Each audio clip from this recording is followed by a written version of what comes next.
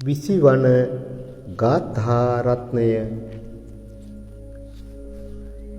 අප්පම් පිචේ සහිතං වාසමාලෝ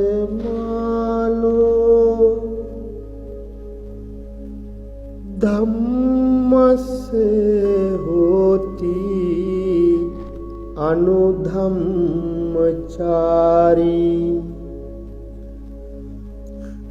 රාගංච දෝසංච පහය මොහං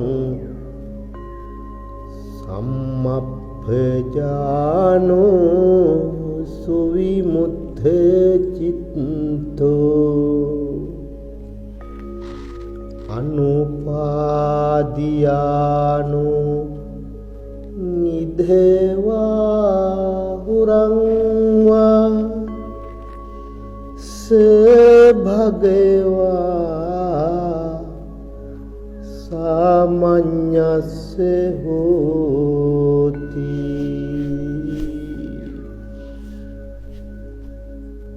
යමෙක් ත්‍රිපිටක බුද්ධ වචනයෙන් ස්වල්පයක් පමණක් දැන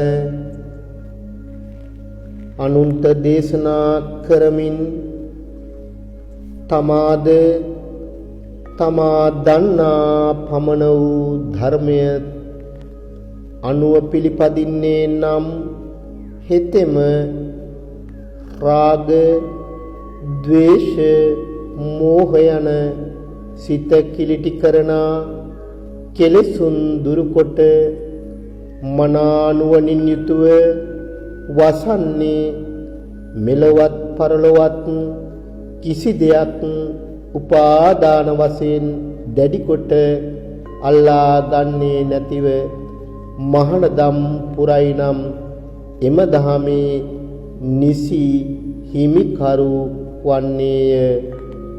යමක වග්ගෝ තිට්ඨතෝ පළවන යමක වර්ගය නිමාවටපත් වෙනවා.